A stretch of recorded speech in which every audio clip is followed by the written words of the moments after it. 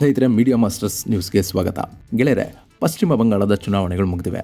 ಅಲ್ಲಿ exit poll ಕೂಡ ಹೊರ ಬಂದಿದೆ. ಎಲೆಕ್ಷನ್ ಸಂಪೂರ್ಣವಾಗಿ ಮುಗಿಯುವವರೆಗೂ ಯಾವುದೇ ಎಕ್ಸಿಟ್ ಪೋಲ್ನ ಪ್ರಕಟಿಸುವಂತಿಲ್ಲ ಅಂತ ನ್ಯಾಯಾಲಯ ಹೇಳಿದ ನಂತರ ಚುನಾವಣೆ ಮುಗಿದ 1 ಗಂಟೆಯ ತರುವಾಯ ಎಕ್ಸಿಟ್ ಪೋಲ್ಗಳ ಸುನಾಮಿ ಎದ್ದಿತ್ತು. ಅದರಲ್ಲೂ ಬಂಗಾಳದಲ್ಲಿ ಈ ಬಾರಿ ಬಿಜೆಪಿ ಬಹುಮತ ಗಳಿಸುತ್ತೆ.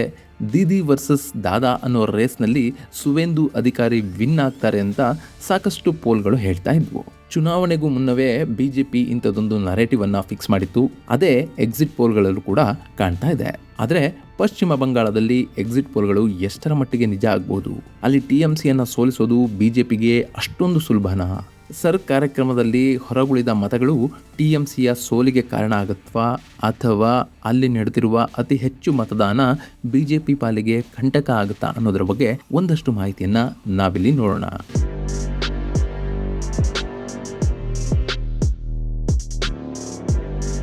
ಗೆಳೆಯರೆ, ಬಂಗಾಳದ ಎಕ್ಸಿಟ್ ಪೋಲ್ಗಳು ಬಂದಿವೆ. ಅದರಲ್ಲಿ ಬಹುತೇಕ ಸಂಸ್ಥೆಗಳು ಪಶ್ಚಿಮ ಬಂಗಾಳದ ಅಧಿಕಾರ ಈಸಿಯಾಗಿ ಬಿಜೆಪಿಯ ಕೈಗೆ ಸಿಗುತ್ತೆ ಅಂತ ಹೇಳ್ತಾ ಇವೆ. ಈ ಬಾರಿ ಟಿಎಂಸಿ ಅಧಿಕಾರವನ್ನು ಕಳೆದುಕೊಳ್ಳುತ್ತೆ ಅಂತಲೂ ಕೂಡ ಸಾಕಷ್ಟು ಪೋಲ್ಗಳು ಹೇಳ್ತಾ ಇವೆ. ಹೀಗಾಗಿ ಪಶ್ಚಿಮ ಬಂಗಾಳದ ಬಗ್ಗೆ ಗೊತ್ತಿರೋರಿಗೆ ಇದು ಸುಲಭಾನ ಅನ್ನೋ ಪ್ರಶ್ನೆ ಕಾಡದೇ ಇರೋದಿಲ್ಲ. ಇಲ್ಲಿ ಆ ವಿಶ್ಲೇಷಣೆಯನ್ನ ನೋಡೋದಕ್ಕೂ ಮುನ್ನ ಎಕ್ಸಿಟ್ ಪೋಲ್ಗಳು ಹೇಳ್ತಾ ಇರೋದೇನು ಅನ್ನೋದನ್ನ ಒಮ್ಮೆ ನೋಡ್ಬಿಡೋಣ. ಗೆಳೆಯರೆ, ಪಶ್ಚಿಮ ಬಂಗಾಳದಲ್ಲಿ ಒಟ್ಟು 294 ಸೀಟ್ಗಳಿವೆ. ಅಲ್ಲಿ ಮೆಜಾರಿಟಿಯ ಮಾರ್ಕ್ 148. ಅಂದ್ರೆ ಯಾವುದೇ ಒಂದು ಪಕ್ಷ ಪಶ್ಚಿಮ ಬಂಗಾಳದ ಅಧಿಕಾರವನ್ನು ಹಿಡಿಬೇಕು ಅಂದ್ರೆ 148 ಸ್ಥಾನಗಳನ್ನ ಗಳಿಸಿಕೊಳ್ಳಲೇಬೇಕು. ಅದು ಸಾಮಾನ್ಯ ಮೆಜಾರಿಟಿ ಆಗುತ್ತೆ.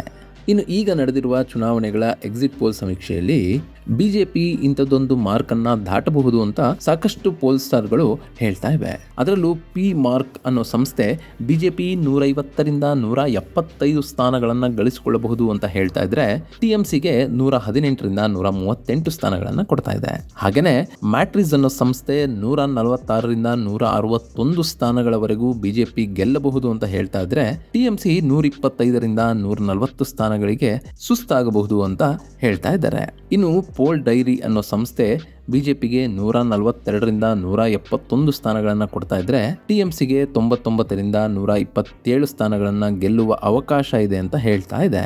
ಹಾಗೇನೆ ಪ್ರಜಾಪೋಲ್ ಅನ್ನೋ ಸಂಸ್ಥೆ ಬಿಜೆಪಿಗೆ 178ರಿಂದ 208 ಸ್ಥಾನಗಳನ್ನು ಗೆಲ್ಲುವ ಸಾಧ್ಯತೆ ಇದೆ ಅಂತ ಹೇಳ್ತಾ ಇದೆ. ಹಾಗೇನೆ ಟಿಎಂಸಿ 85ರಿಂದ 110 ಸ್ಥಾನಗಳ ಒಳಗೆ ನಿಲ್ಲಬಹುದು ಅನ್ನುವ ಸಮೀಕ್ಷೆಯನ್ನ ಇದು ಹೊರಹಾಕಿದೆ.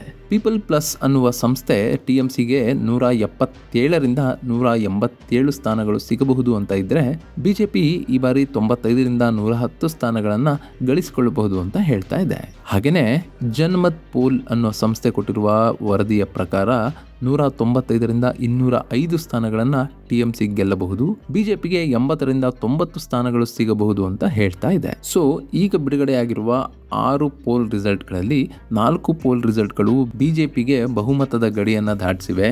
ಇನ್ನುಳಿದ 2 ಸಂಸ್ಥೆಗಳ ರಿಸಲ್ಟ್ನಲ್ಲಿ ಟಿಎಂಸಿಗೆ ಬಹುಮತ ಸಿಗಬಹುದು ಅಂತ ಹೇಳಲಾಗ್ತಾ ಇದೆ. ಸೊ ಈ ಎಕ್ಸಿಟ್ ಪೋಲ್ಗಳ ಪ್ರಕಾರ ಬಿಜೆಪಿ ಈ ಬಾರಿ ಬಂಗಾಳದಲ್ಲಿ ಅಧಿಕಾರವನ್ನು ಹಿಡಿಯೋದು ಸ್ಪಷ್ಟ ಅಂತ ಹೇಳಲಾಗ್ತಾ ಇದೆ. ಆದರೆ ಪೋಲನ್ನೇ ಲೆಕ್ಕ ಹಾಕಿ ನೋಡೋದಾದರೆ ಅಲ್ಲಿ ಟಿಎಂಸಿಗೆ 146, ಬಿಜೆಪಿಗೆ 140, ಕಾಂಗ್ರೆಸ್ 2 ಅಥವಾ 3 ಹಾಗೂ ಎಡಪಕ್ಷಗಳು 1 ಅಥವಾ 2 ಸ್ಥಾನಗಳನ್ನು ಗಳಿಸಿಕೊಳ್ಳಬಹುದು ಅಂತ ಹೇಳಲಾಗ್ತಾ ಇದೆ. ಹೀಗೇನಾದರೂ ಆದರೆ ಪಶ್ಚಿಮ ಬಂಗಾಳದಲ್ಲಿ ಹಂಗ್ ಅಸೆಂಬ್ಲಿ ನಿರ್ಮಾಣ ಆಗುತ್ತೆ. ಅಂತಹ ಸಂದರ್ಭದಲ್ಲಿ ಬಿಜೆಪಿ ಇಲ್ಲಿ ಆಪರೇಷನ್ ಕಮಲಕ್ಕೂ ಕೂಡ ಪ್ರಯತ್ನ ಪಡಬಹುದು. ಕೇವಲ 10 ಸ್ಥಾನಗಳಿಗಾಗಿ ಬಿಜೆಪಿ ಬಂಗಾಳವನ್ನು ಬಿಟ್ಟುಕೊಡುತ್ತೆ ಅಂತ ಯಾರೂ ಕೂಡ ಹೇಳೋದಕ್ಕೆ ಸಾಧ್ಯವೇ ಇಲ್ಲ. ಹೀಗಾಗಿನೇ ಹಂಗ್ ಅಸೆಂಬ್ಲಿ ನಿರ್ಮಾಣ ಆದರೆ ಪಶ್ಚಿಮ ಬಂಗಾಳದಲ್ಲಿ ರಾಜಕೀಯ ನಾಟಕವೇ ಶುರುವಾಗುವ ಸಾಧ್ಯತೆ ಇದೆ ಅಂತ ಹೇಳಲಾಗ್ತಾ ಇದೆ. ಇಷ್ಟಾದರೂ ಕೂಡ ಪಶ್ಚಿಮ ಬಂಗಾಳದ ಈ ಪೋಲ್ ರಿಸಲ್ಟ್ಗಳ ಬಗ್ಗೆ ಒಂದು ಅನುಮಾನ ಅಂತೂ ಇದೆ. ಅದು ಯಾಕೆ ಅನ್ನೋದು ಗೊತ್ತಾಗಬೇಕು ಅಂದರೆ 2021ರಲ್ಲಿನ ಒಂದಷ್ಟು ಪೋಲ್ ರಿಸಲ್ಟನ್ನು ನೀವು ಗಮನಿಸಬೇಕು. ನೀವಿಲ್ಲಿ ಒಂದು ಚಾರ್ಟನ್ನು ನೋಡ್ತಾ ಇದ್ದೀರಾ. ಇದು 2021ರಲ್ಲಿ ಕೊಟ್ಟಂತಹ ಎಕ್ಸಿಟ್ ಪೋಲ್ನ ರಿಸಲ್ಟ್ ಆಗಿತ್ತು. ಇದರಲ್ಲಿ ಒಟ್ಟು 9 ಸಂಸ್ಥೆಗಳು ಎಕ್ಸಿಟ್ ಪೋಲ್ನ ಬಿಡುಗಡೆ ಮಾಡಿದ್ವು. ಅದರಲ್ಲಿ 6 ಸಂಸ್ಥೆಗಳು ಟಿಎಂಸಿ ಗೆಲ್ಲುತ್ತೆ ಅನ್ನುವ ಭವಿಷ್ಯವನ್ನು ಹೇಳಿದ್ರೆ, ಇನ್ನು 3 ಸಂಸ್ಥೆಗಳು ಬಿಜೆಪಿಯ ಕಡೆಗೆ ಗೆಲುವು ಅಂತ ಹೇಳಿದ್ವು. ಅಷ್ಟೇ ಅಲ್ಲದೆ ಯಾವ ಎಕ್ಸಿಟ್ ಪೋಲ್ನಲ್ಲಿ ಕೂಡ ಬಿಜೆಪಿಗೆ 100ರ ಒಳಗಿನ ಸ್ಥಾನವನ್ನು ಕೊಟ್ಟಿರಲೇ ಇಲ್ಲ. ಇಲ್ಲಿ ಬಿಜೆಪಿ ಈ ಬಾರಿ ಅಧಿಕಾರ ಹಿಡಿಯುತ್ತೆ ಅಥವಾ ಅವರ ಸ್ಥಾನಗಳು 100ನ್ನು ದಾಟುತ್ತವೆ ಅಂತಲೇ ಎಲ್ಲವೂ ಕೂಡ ಹೇಳ್ತಾ ಇದ್ವು. ಆದರೆ ಮತದಾರನ ಕೈ ಚಳಕ ಬೇರೆಯೇ ಆಗಿತ್ತು. ಬಿಜೆಪಿ ಅಲ್ಲಿ 100ರ ಗಡಿಯನ್ನು ದಾಟಲಿಲ್ಲ. ಟಿಎಂಸಿ 200 ಕ್ಷೇತ್ರದಿಂದ ಕೆಳಗೆ ಇಳಿಲೂ ಇಲ್ಲ. ಸೊ ಎಕ್ಸಿಟ್ ಪೋಲ್ಗಳು ಹೇಳಿದ ಹಾಗೆ ಎಲ್ಲವೂ ನಡೆಯುತ್ತೆ ಅನ್ನೋದನ್ನ ನಾವು ಇಲ್ಲಿ ನಂಬೋದಕ್ಕೆ ಸಾಧ್ಯ ಆಗೋದಿಲ್ಲ. ಯಾಕೆ ಹೀಗೆ? ಪಶ್ಚಿಮ ಬಂಗಾಳದಲ್ಲಿ ಬಿಜೆಪಿಯ ಗೆಲುವಿಗೆ ಸಮಸ್ಯೆಯನ್ನು ಉಂಟು ಮಾಡ್ತಾ ಇರೋದು ಏನು ಅನ್ನೋದನ್ನು ನೋಡಿದ್ರೆ ಅಲ್ಲಿನ ಜನಸಂಖ್ಯೆ ಹಾಗೂ ಹಿಂದೂ ಮತ್ತು ಮುಸ್ಲಿಂ ಮತಗಳ ಧ್ರುವೀಕರಣ. ಗೆಳೆಯರೆ, ಪಶ್ಚಿಮ ಬಂಗಾಳದಲ್ಲಿ ಮೊದಲ ಹಂತದಲ್ಲಿ ನಡೆದ 152 ಕ್ಷೇತ್ರಗಳಿವೆಯಲ್ಲ, ಅಲ್ಲಿ ಬಿಜೆಪಿಯ ಹಿಡಿತ ಹೆಚ್ಚಾಗಿದೆ. ಹಾಗೆ ನೋಡಿದ್ರೆ ಈ ಭಾಗದಲ್ಲಿ ಹಿಂದೂ ಮತದಾರರ ಸಂಖ್ಯೆ ಹೆಚ್ಚಾಗಿದೆ.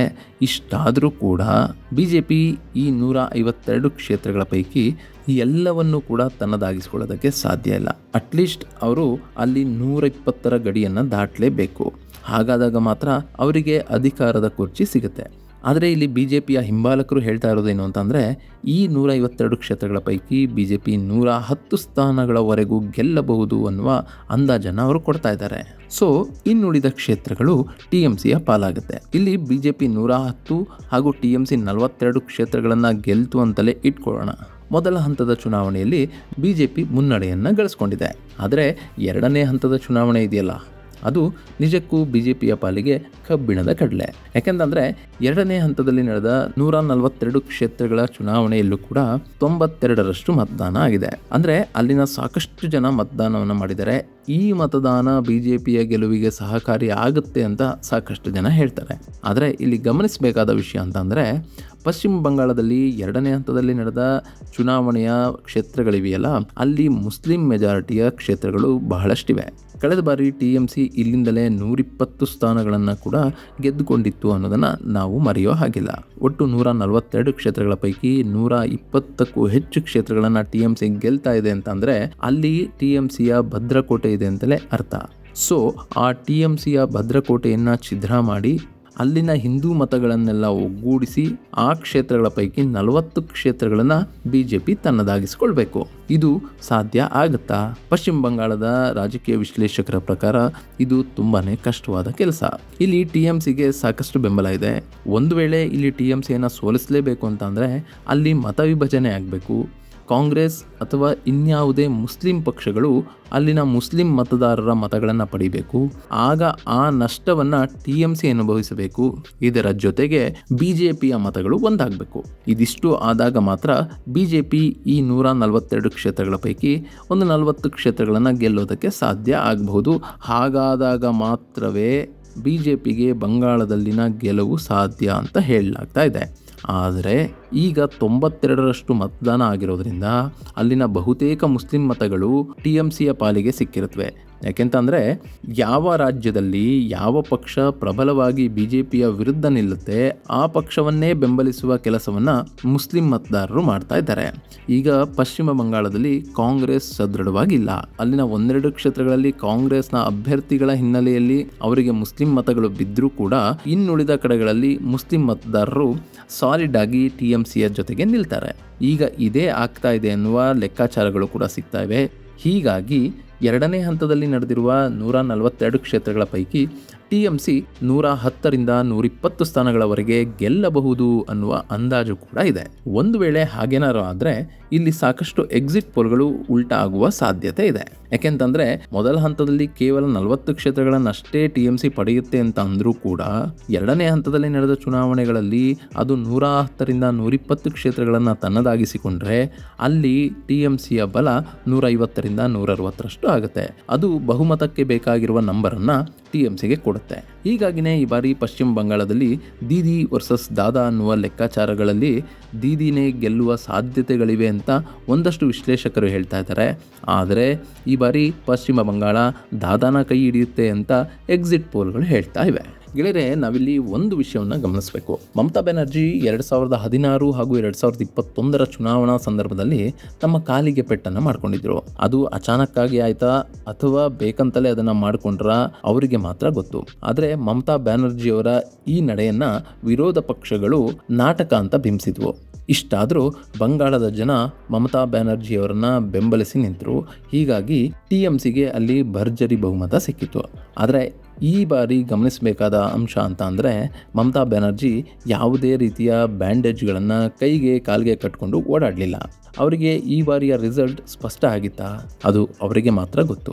ಬಂಗಾಳ ಈ ಬಾರಿ ಸರ್ ಕಾರ್ಯಕ್ರಮ ಹಾಗೂ ಡಿಲಿಮಿಟೇಷನ್ನ ವಿರುದ್ಧ ಮತ ಹಾಕುತ್ತೆ ಅನ್ನುವ ನಂಬಿಕೆ ಮಮತಾ ಬ್ಯಾನರ್ಜಿಯವರಲ್ಲಿ ಹೆಚ್ಚಾಗಿತ್ತು ಅಂತ ಕಾಣುತ್ತೆ.